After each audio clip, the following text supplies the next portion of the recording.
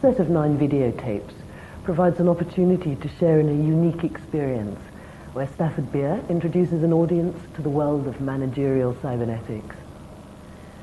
The event took place over 5 days in July 1994 at the Falcondale Hotel near Lampeter in Mid Wales.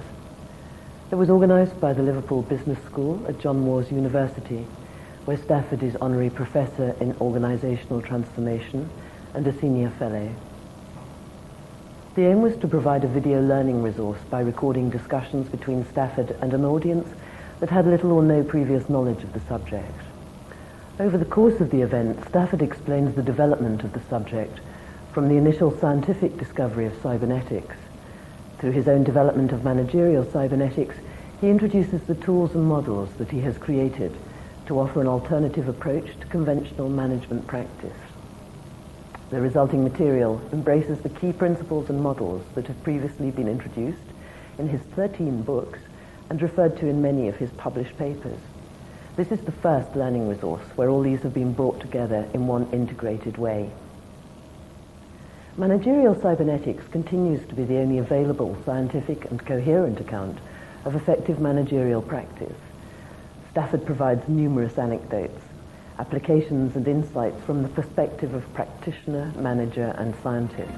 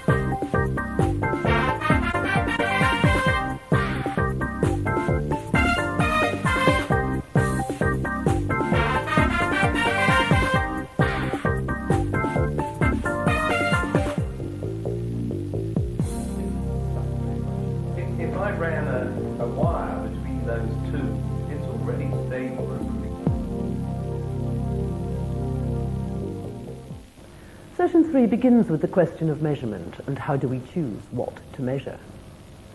The measures that we already have are not necessarily relevant, as they are usually based on linear concepts and not on systemic ones.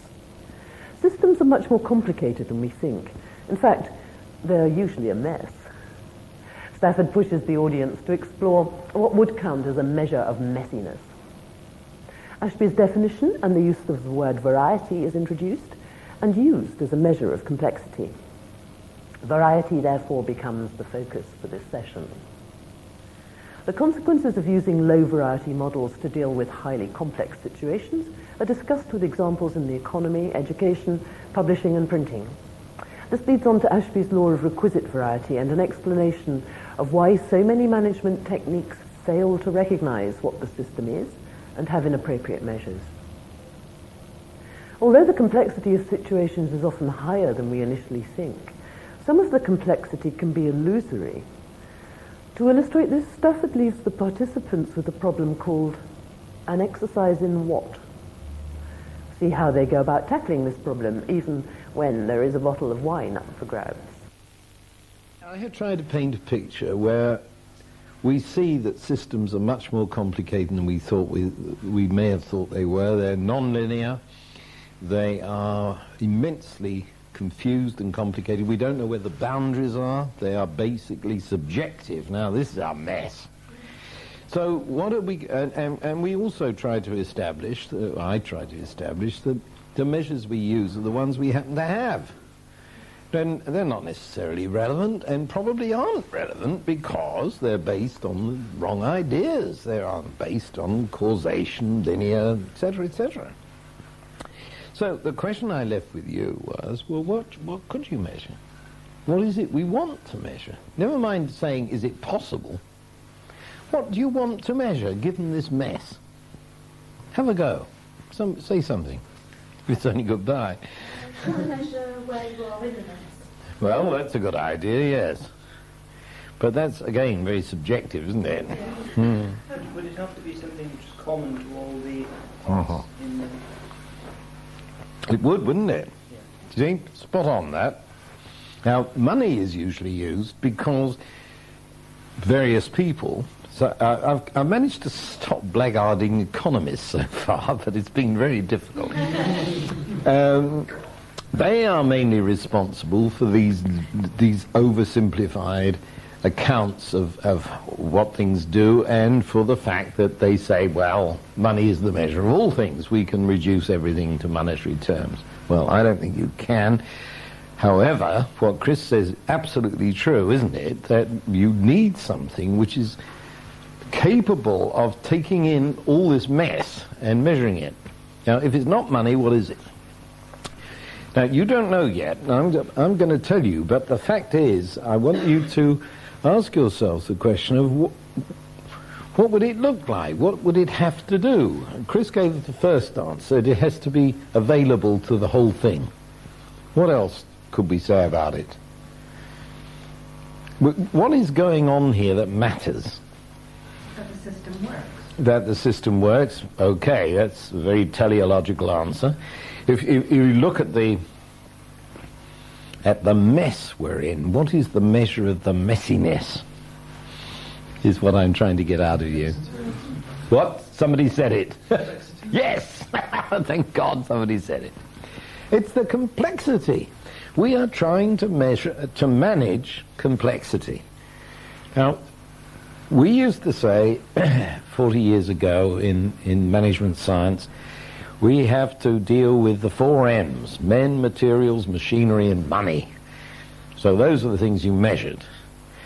But actually, what you were trying to manage is complexity, not these 4 things at all. They are problems and constraints and all that stuff I mentioned earlier. So we need to measure complexity. Now, how do we do that? Well, we owe the answer to this to Ross Ashby, whom I've mentioned already. He saw this with very great clarity, and he used the ordinary English word variety to measure complexity. Now, you say this has higher variety than that, you can see that that roughly means that it's going to be more complicated. But I've already told you Ross was meticulous. That's not enough. So he defined variety as the number of possible states. Now we're getting very hard-nosed and scientific, aren't we? The number of possible states of something or of the system is its variety. Now, the subject tonight is in fact variety, and I really want you to get a firm grasp on this, because it's the essence of cybernetics to me. Now, number of possible states. There's a light up there. How many states has it got? So, can't you count, Catherine? How many states? 2. 2, she got there. Yeah, great.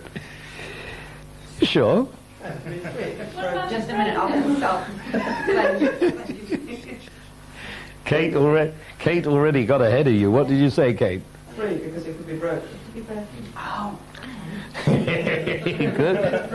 Doesn't that just mean that the light is off? It means the light's off, but it's not the states of the system we're trying to measure. Uh-huh. No, that's different, isn't it? But it could be, there could be other problems. It could actually be broken because of the electrical state. It could be 7 states in Belvoir. Yeah, go on. Work backwards through the system. There could be no power. Right.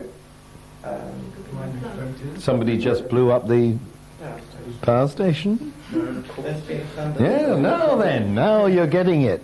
This is why things are complex. They're not as simple as they look. Sorry, you're the fool guy here, Catherine. I mean, it's so obvious it's two, and then it turns out, yeah, just a minute, what do we actually mean here? You know, if you want to know the number of states, you're going to have to count them, and in just the way we have been doing. And before you know where you are, you've got an awful large number on your hands. Well, now, let's go back to the simple thing, whether the light's on or off. We say that because there's a thing called a switch which turns it on and off. Would you believe?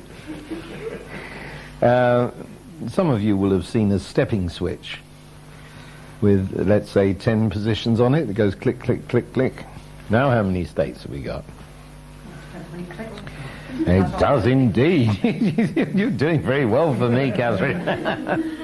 Well, I did say that there are 10 positions, which means that the 10 intensities of light, right?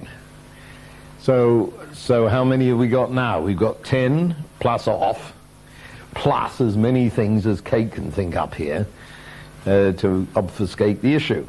So, no, that's all right. Getting used to the idea of trying to measure variety? It's kind of weird. Not as easy as it looks. How would you see a lot of the switches these days don't have 10 positions, they just have a continuous... They certainly do. Well, you tell me, what's the variety of...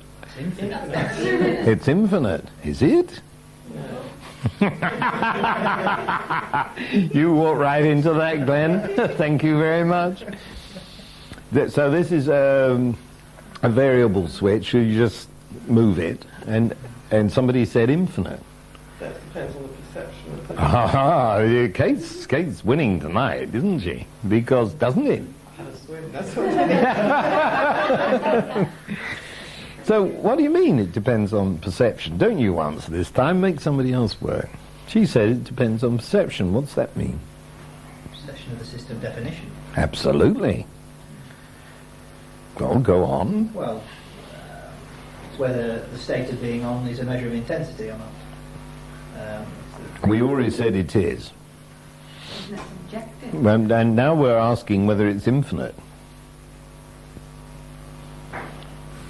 It's a very, very interesting question. Really is. She definition of system steps. It's defined by two limits. There's not an upper limit, right? But someone who's got very bad eyesight may only be able to distinguish. Never mind somebody with bad eyesight. What about somebody with good eyesight? How many states can you distinguish?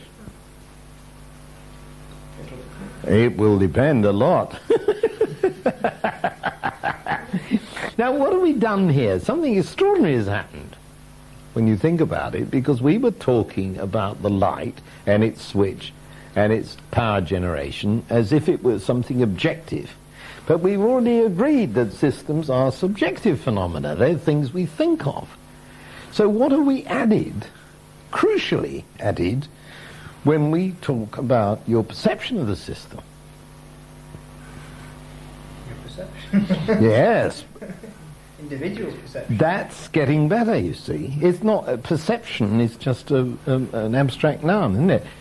What perception? It's your perception, Glenn says. Well, of course it is. And so now we have this extraordinary thing, which is revolutionary in this thinking. It really was. That you suddenly realize that the observer is part of the system.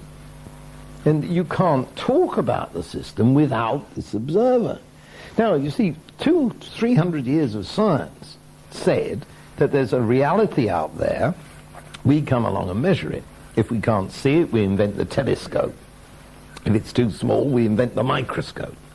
And always there's this objective reality, and I'm some kind of god with the instruments who's going to tell you what it's all about.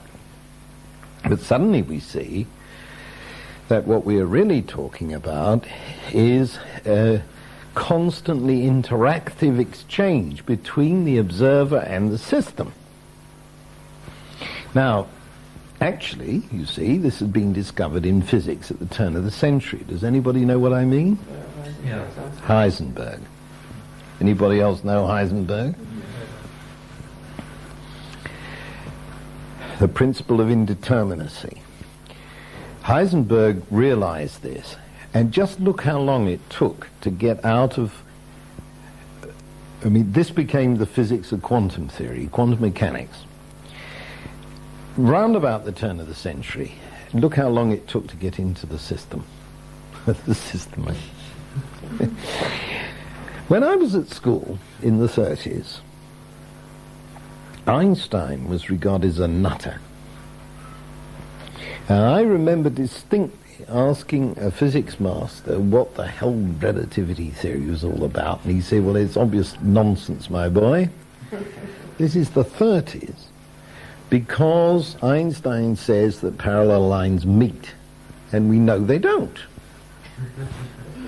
Period. I went away and thought about this, I mean, because obviously, in Euclidean geometry, parallel lines don't meet, and here's this guy saying they do. And nobody ever pointed out to me, I had to discover it for myself years later, that whether you think they meet or not depends on the axiomatic system you set up. And Euclid set up a system of axioms in which they didn't meet, and Einstein monkeyed around with that, and in his axiomatic system they do. So what's the big deal? The big deal is perception. See, because it's not a question of whether something called parallel lines meet. There isn't anything in nature called a parallel line, my friends, is there? You know, it's a construct that we put on it. And so what we think about it is conditioned by the way we look at it, just like the red filter. So, we are in dead trouble here, see, is what I'm trying to say to you. If we want to measure variety, we have first of all to specify what the system is that we propose to measure. And outstandingly, we have to include the observer in the loop. Now, the medieval people understood this. They had a thing called Ouroboros. Anybody heard of Ouroboros? Greek word. You may have seen the picture of Ouroboros without having heard its name. It's a snake that's eating its own tail, or two dragons which are eating each other. And this is a marvelous image, which shows us, you see, that that our whole language system and our whole perceptual system it does consume itself. And if you want to say anything, you've got to be very careful how you express yourself. Otherwise, you are into some kind of linguistic masturbation, to put it crudely. Because you are just using the language you use to do the things you do with the language you use, and then you pretend it's something to do with something outside yourself. Well, this is hair-raising stuff. Does anybody know the name of the branch of philosophy which is defined neatly as what do we know and how do we know it? Epistemology. From the Greek episteme, which means knowledge. And what I was saying to you in the last session was all about epistemology, only I didn't admit it. You see, now we're coming to grips with it. It is about what we know and how we know it. Now, if somebody comes along and says, I can tell you how the economy works, and it's like this, and these are the words we have to use to describe it, how are you going to know whether this makes sense or not, given that it is a model, given that it is low variety model, please note, in a very complex situation? Ho ho, do we really need a low variety model in a highly complicated situation? I should say not. How are you going to know whether it works? Well, the only answer is, of course, if you apply the nostrums of the economist to the economy, does it have any effect? Hey presto, do I need to go on? It doesn't work. Now, we adopt monetarism, total disaster. So you say, oh, there's something a bit wrong with our I'm now introducing this word model more and more, because if you abandon the idea that there's a reality which we're supposed to, God is supposed to tell us about, or we're supposed to know about somehow, and substitute this notion of the observer trying to understand what the hell is happening in a very complicated situation, then it's obvious that the Robinson Crusoe kind of economics is not going to work. And if you want the proof, it doesn't. So you can be a Keynesian, you can be a Marshallian, you can be a Marxist, you can be a Friedmanist. You can do all these things, and none of them work.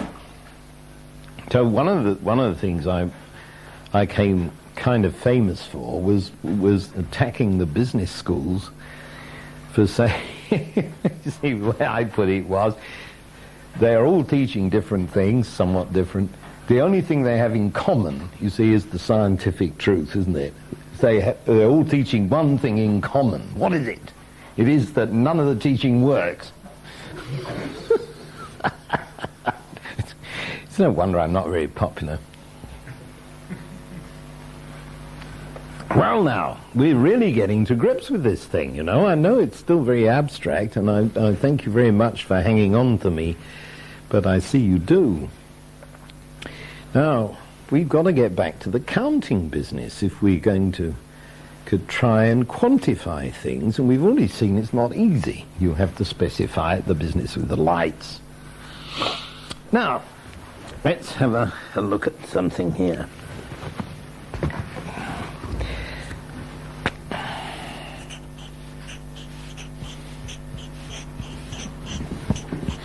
Somebody tell me the variety.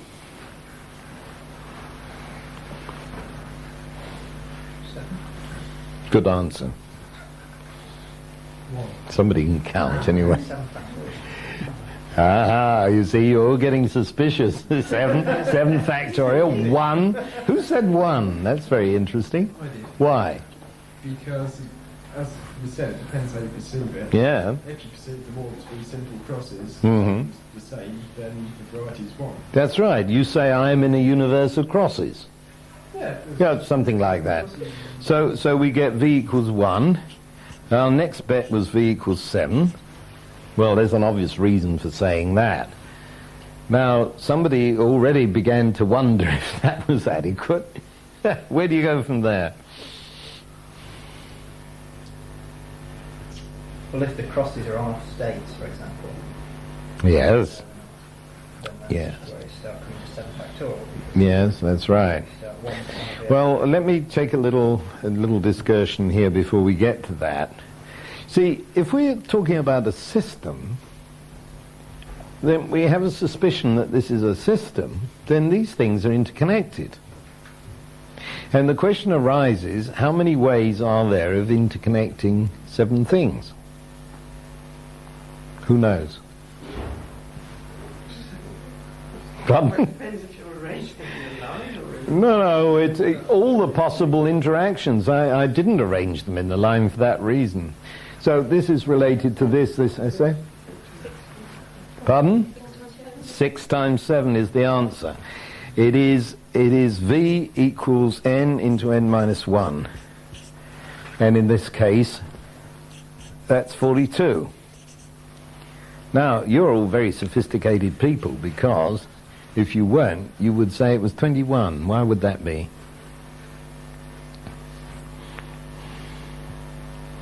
Too sophisticated. See, the school books will tell you that it's n into n minus 1 over 2. Why? Because if you put that in, then you've also got that. Now, why is that wrong from a cybernetic point of view? I can't hear you, They Karen. don't have to be the same. That's A right. with B is not the same with B with A. Right. Ask an uncle and a nephew. You got it. Isn't that so? They're not the same. So this is the sophisticated answer, and the school textbook, which says it's 21, is very unsophisticated. Now we come to Glenn's point. We've got all these interconnections, so gosh, the thing is beginning to look like this, you see, and a great mess here with 42 connections. he said, maybe they're on or maybe they're off. And that's the simplest case. Now then, if these are on or off, who cares to say what the variety is of that number when any of these may either be on or off? Yes, you got it? 2 to the 42. And that's really rather a large number. And that's only if it's on or off. It doesn't take account of Kate Bailey's version of the world in which things may be on or off for all sorts of bloody reasons, which is the truth of the matter, after all. So this begins to get extremely complicated. Now, if you want to know what the variety is of any situation, it's obvious, isn't it, that you have to make a very careful statement about what it is you think you're dealing with, because the answer is going to be all over the place. And what we find in management, and I'm forced to get round to management because that's my subject, is that most people in management do not take the trouble to ask themselves what exactly they are computing with. And why do you think that management and unions never agree about anything? It is because they're talking about quite different systems with quite different varieties. And here we have this very week, we've got a rail strike going on, and they're just not communicating. And they think it's possibly something to do with politics. I don't know what they think.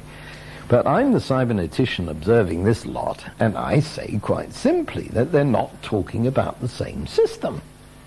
And if they were, they wouldn't know how to measure it. And I hear managers talking very simplistically about situations which, when I go and talk to union people, are perceived as infinitely complicated because of families and social life, which is being reduced to practically nothing by a management who is saying, well, you know, time and a half, or something very, very simple. Now, I've told you that I've worked in all this stuff all my life, and I'm not a theoretician. Well, I am, I guess, but it's very much based on my own life. I have had many dealings with trade unions, and I've never once had the slightest difficulty with any of them. Now, why should this be? I'm not a damn genius. I mean, I think about those things.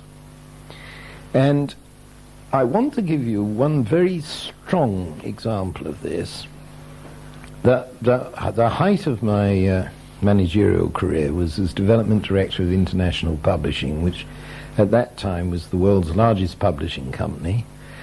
It was run by a man called Cecil King, who was a nephew of Lord Harmsworth. It was the thing in publishing. I was in charge of research and development and the whole of computers and all of this jazz for the whole of this enormous company. Think of the date, late 60s. I was the first person in the world to launch a publishing enterprise through screens, through electronic screens. It was called the Stockbroker Computer Answering Network, SCAN, and it put into stockbrokers' offices online, real-time information, changed everything. More or less destroyed the stock exchange, by the way, but it took them years and years to catch up with that, and then we had the, I don't know, you probably remember, it's not all that long ago, when this whole thing blew out of the water, because they didn't understand it at all. So, all of this. So I went to the two leaders of the trade unions. Now, they were very interesting people. Brigginshaw was the key man here. It's too long ago for you to remember the name. But you see, I always start those negotiations with the belief that the other guy is a decent, sensible man, not some kind of blithering idiot who wants to destroy society, which it seems to be the way people treat this.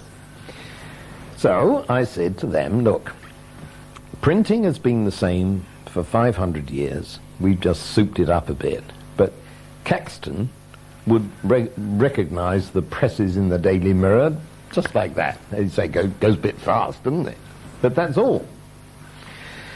Now, what we are going to do is we are going to scan these pages electronically. We are going to have automatic page composition. Now, by the time I was talking, we'd already got column composition. In other words, you could get a column that was right-hand justified, the hyphens and the margins being correct. Now we're talking about the whole damn page. This is rather linear. You know, although it's in 2 dimensions, it's a linear job. The whole page is a very different matter because you've got to put in the photographs and the works. Well, my lot solved the problem of automatic page composition, and you'll notice that this makes most of the printing unions redundant. So before I told my colleagues on the board about this, I saw the trade unions and I said, look what we got here. And I left the page with them, and the cleverest man in the union delegation wrote me a note saying, Stafford, the writing is on the wall, do you have to make it so bloody obvious? Isn't that nice? See, don't take this guy out to lunch and say, well, okay, what are we going to do? Now, the problem, of course, is that the unions are conceived like medieval guilds in many cases, and certainly in the printing unions. You know, you apprenticed your son, and he inherited the job, you know, and suddenly somebody comes along with a bunch of electronics and says, put away your hot metal, it's all over. So I said to them, look, it's obvious, isn't it? This is going to happen. Whether I like it, you like it, no, this is here. Now, how do we look after your members? What we have to do is train your members in electronics. That's all. Most of your kids are at school. You don't have to take them into hot metal, which is a dead loss. Let's put them into electronics. Now, I said, my company will subsidize that for you. We will give you scholarships and so on to get into electronics and take over this technology, and you'll be just the same as you are now.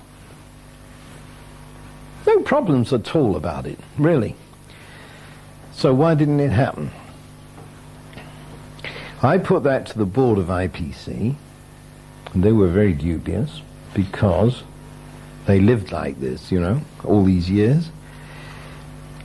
Now, IPC was very advanced in having me there, I can tell you.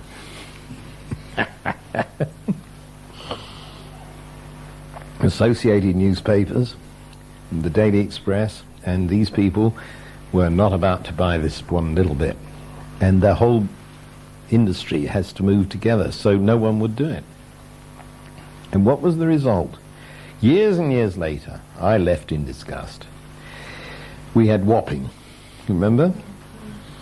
Where a kind of embattled city is set up in the Isle of Dogs with barbed wire and policemen all round it to keep the unions out, while they're junked in favour of electronic technicians.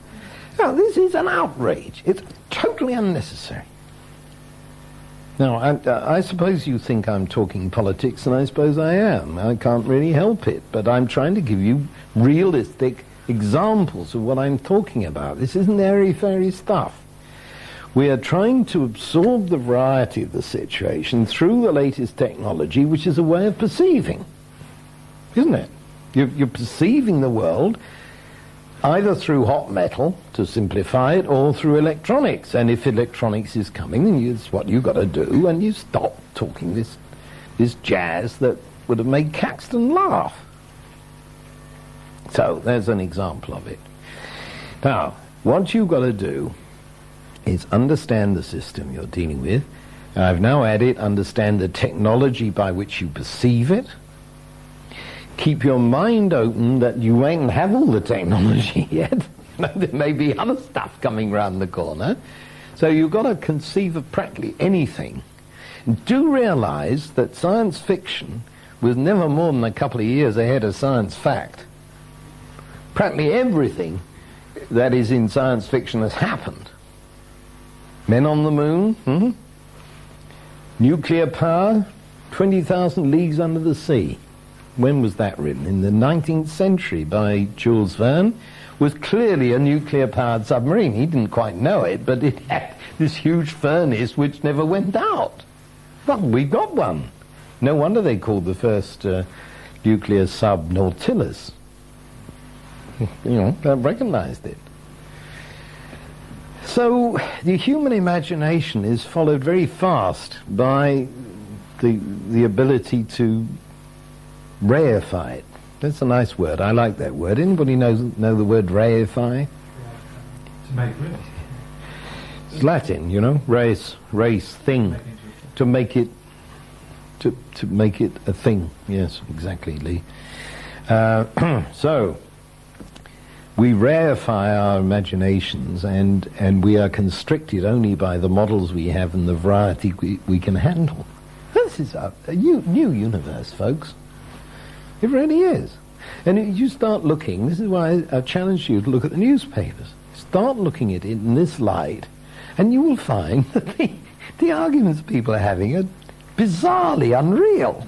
They're living in a dead world. It's all over. And we have to find the new way. We have to look. Somebody here speaks Spanish, I think. It's you. Patricia.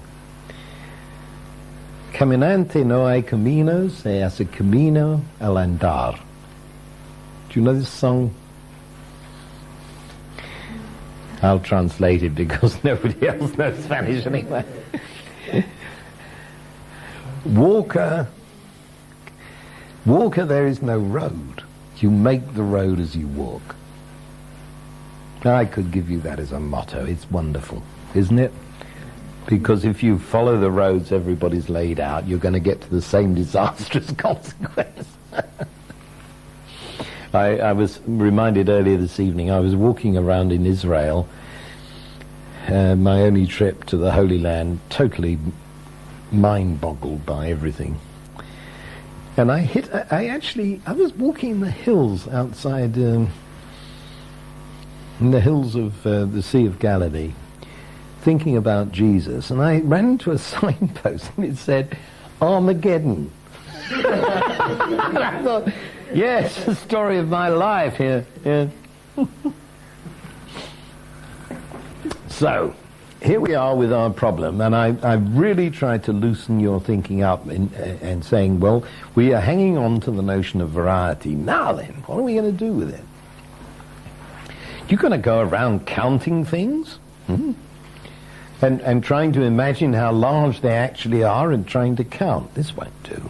Can't do it, But we have been taught that measurement, mainly by accountants, we've been taught that measurement is an exact science, and that if there is a penny left over at the end of the day, the entire banking staff must be kept in to find this missing penny.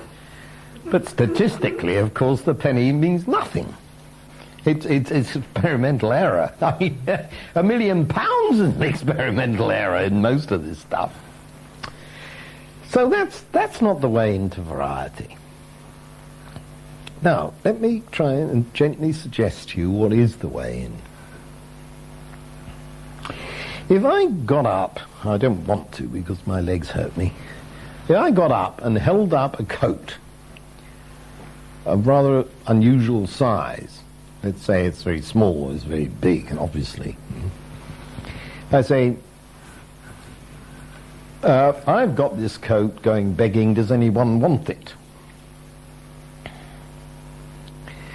Now, how do we know who will fit this coat? Somebody might say, that's a very large coat, I am 6'5", I'll have it. Or somebody says, that's a very small coat, I'm the smallest person here, let me try it on. We say that kind of thing, don't we? So the varieties are being handled without counting, is my point. We have no problem in saying that's bigger than this, without calculating, as we've been taught we must, essentially, forgive me, by accountants, If I said, I have this piece of furniture, will it go into that alcove? And this is very marginal. I say, yeah, it's going to go in there, or couldn't possibly. And that's the decision I want. Now, we could go and measure the alcove and measure the piece of furniture and say, well, the alcove is 3'5" and the piece of furniture is 7'6". I don't think this is going to work. We don't need to do that because we make comparative variety evaluations. And most of what we do in the real world is about that, I think. Now, if we start thinking of our problems in terms of matching varieties, we're onto a new ball game altogether. And so it's no use the minister getting up in the House and saying, we do not have the statistics for how many lesbians are running amok in Newcastle or whatever, as they do at the moment. You wouldn't... No, I didn't mean they do in Newcastle. The ministers, thank you very much. Somebody rescue me. I do get into trouble sometimes. What we say is, let us look at what we can assess. Now, when I said measure, I don't mean count, you see, necessarily. Now then, let me give you this example. Here is a scientist from Mars, who's a very good scientist, but knows nothing about terrestrial matters, okay? Now, out there, he sees a green field with white lines on it and things we call goalposts at the end.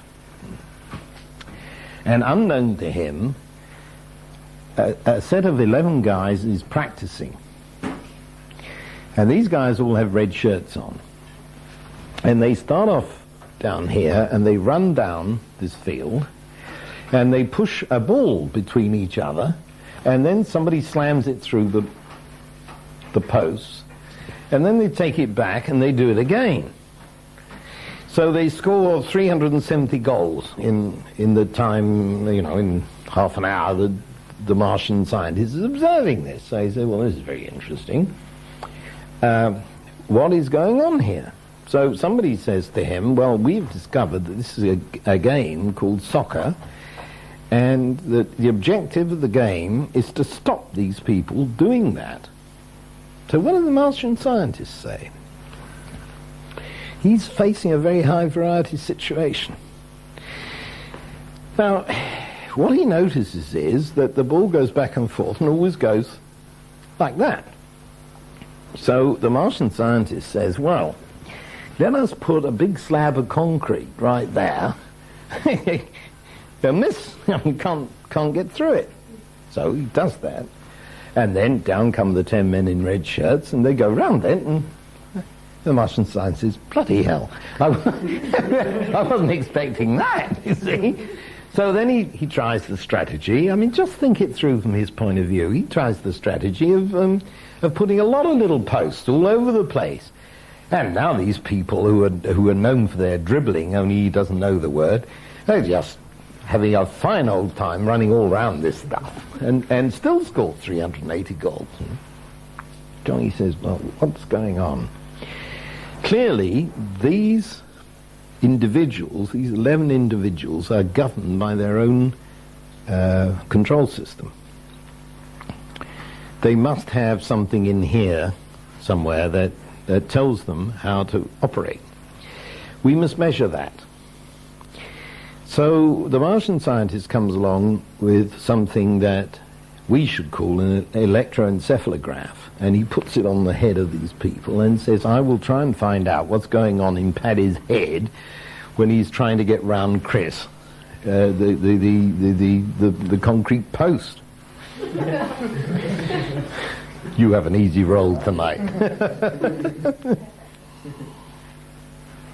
Now, just please follow this through. I mean, it's bloody fascinating. What are you going to do next? You get all these brainwaves read out, and now you say, well, clearly they're communicating to each other somehow. How are they doing that? I don't know. So you wire all these electroencephalographs up to a computer, and you try and make a model of the whole darn thing. Now, this isn't going to work because everybody's going to fall over the wires. So now you have a huge R&D project, which is going to cost the earth, as to how you transmit by radio to the computer what's going on in the brains. Now you only have the problem of finding out the model whereby all these brains are interacting. Now, does this not have any ring of truth to you? This is how we proceed with things. Now, what is the actual answer to the problem of how you stop 10 men in red shirts scoring all these goals? Take the goalpost away. Take the ball. Oh, there's an anarchist. What did you say? Take the ball. No, yeah, another anarchist. Come on, you know the answer to this. Put another 10 people on the field. Pardon, Dave? Put another 10 people on the field equally matched. They have to wear white shirts. Yeah. Exactly. Now, you have discovered Ashby's law, which I think is as important to management as the law of gravity is to physics. What is it that you have just discovered? Much variety. Yeah. Only variety can absorb variety. You don't have to count all these states, you have to match them. You know, suppose I wave my hands around a lot, I know it, don't take the mickey out of me. Supposing I waved them around so much you didn't know how many fingers I had. But supposing I, judicially, as a good professor, kept doing that. And you still didn't have time to count, but you would be able to say he has the same number of fingers on each hand. That is the sort of thing I'm talking about, where you're not counting, you're doing something much more sophisticated. You are matching variety. Now, all our problems arise from disobeying or attempting to disobey Ashby's law. As a matter of fact, you can't. It's a law of nature, you see. But we go around with management systems which consistently ignore this. Now, the Chancellor of the Exchequer says, well, I want to control the money supply and inflation. Then the economy is under control. What? All you're going to do is create all these people running around the goalposts, hiring hordes of accountants and lawyers. No problem. Then the Chancellor of the Exchequer is left standing there like a lemon. It's their favourite occupation, as you know. You've got a traffic policeman, stands at an intersection. The roads look like a swastika. They go like that and then turn round the corner, you see. He can't see anything. He's got a 3-mile queue down here. He doesn't know. So he's waving people on without regard to the total picture, which is our big system, holistic notion, because he doesn't know anything about it. Bless his heart, it's not his fault. And what I am suggesting to you, and it's mind-blowing, I think, is that all our management techniques fail to recognize what the actual system is, can't measure it because they're using the orthodox measures, don't understand the law of requisite variety, move in there with a crowd of glowing stuff and say, this is what we'll do, then it doesn't work. So what do they do next? Mrs. Thatcher was the great exponent of this. Oh no. Exactly. What did she do? They don't understand. We have to do it much harder. Push it. Sell it. Increase it. The fact that it doesn't work is going to get worse and worse. Well, that's too bad. We didn't notice that. Well, this is my whole message about management, and I've finished the first day with where I wanted to get to try and loosen up your thinking about this and see what really matters in this. Now, I'm not going to be so destructive in the next days. I'm going to try and build you a model of how to do this. But before I can offer that to you, you have to see why it is that our systems don't work, and you have to recognize that they don't. That's why the newspaper exercise. I want you to look at the newspaper and you will suddenly find, I guarantee tomorrow morning, I don't know what's in the newspapers, I'm not Merlin, I look like Merlin, but I'm not Merlin. You look at the newspaper, you will find examples lying all over the place of people who are trying to disobey Ashby's law because they haven't recognised it. You know, it's that simple. It's awfully simple. All great ideas are simple. In fact, the only opponents of cybernetics, some of my dearest friends among them, say that the trouble with Ashby's law is that it's a tautology. It's obvious and doesn't tell us anything. Well, I have tried to introduce it to you in a way whereby you can see that it does tell us something. Of course it's tautologous. The whole of mathematics is tautologous. If it weren't, it would be wrong. Doesn't mean to say it's useless. Does it?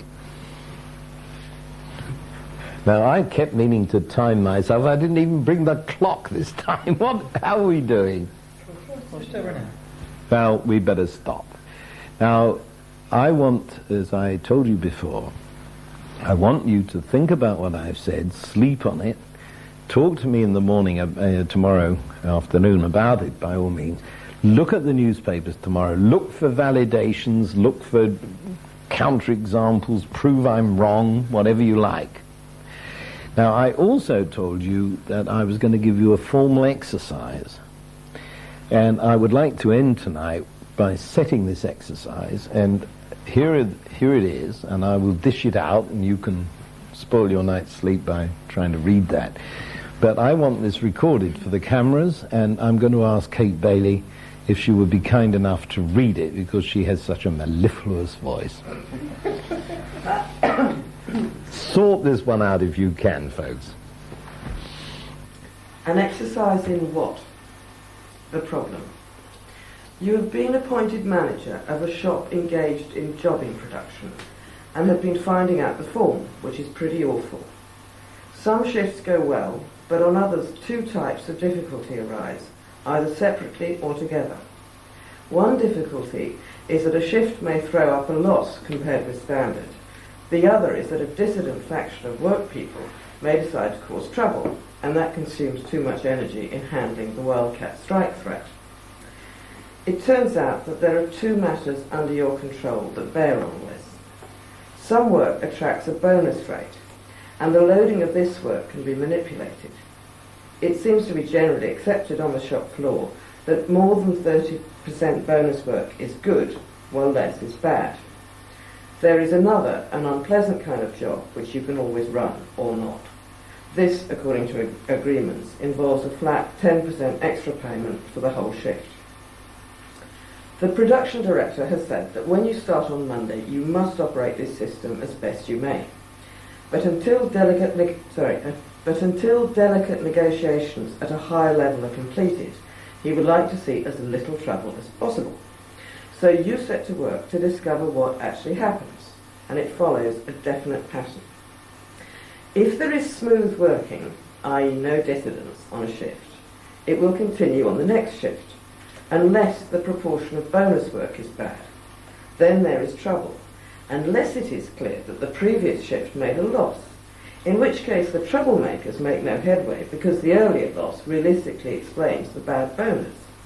Indeed, if the bonus is good following a loss-making shift, trouble will certainly break out while people argue what the management is up to. If there is trouble on a shift, then that too goes on into the next shift, even when the bonus is good and the extra payment is made, if the first shift made a profit. But there is an interesting exception to this. If the extra payment work is not put in, this seems to be taken as a sign that the order book is falling and that men may be laid off. At any rate, the trouble stops. When the trouble shift also makes a loss, then this weakens the dissident's hand, and there is no trouble on the next shift, provided that the extra payment work is put in. Given a profitable shift, the dissidents will see to it that the next shift makes a loss, unless there was also trouble on the first shift. In that case, troublemaking is apparently too dangerous, because it doesn't happen unless both the bonus is bad and there is no extra payment, when the dissidents will get away with troublemaking again.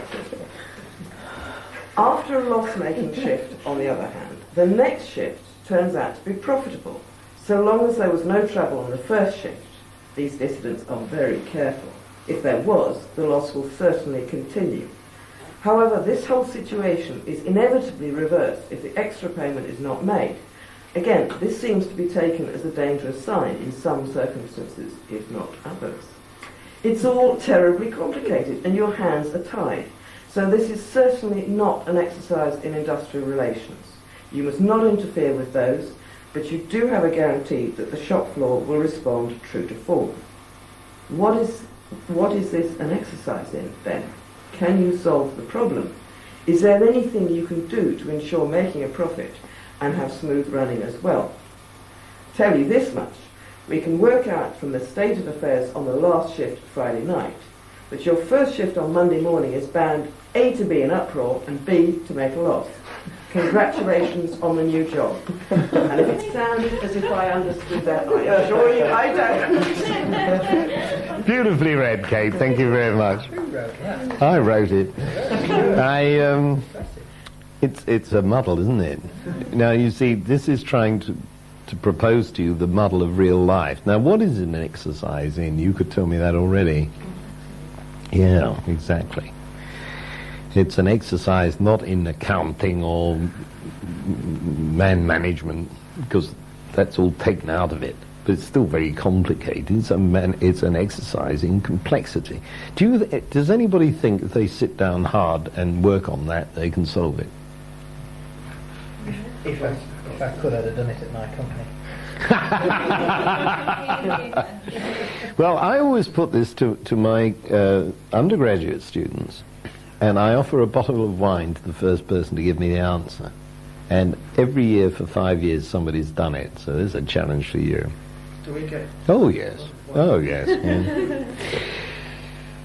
Now, what I'm going to show you in the course of the days, as a sideline as it were, is how to solve this, because obviously there are going to be ways, by looking at this cybernetically, systemically, that you can solve it. But I would quite like you to try, if you're willing, just to try and get the feel of it. And tomorrow I will explain more about it. But please join the fun. Because I'm not doing this to penalize you or be vindictive or something. I want you to see that real life is very complicated. And that sounds very complicated. It actually isn't, you see. So the question is, can you spot it? And if so, how? And are there techniques that would improve the matter? There are. Good night.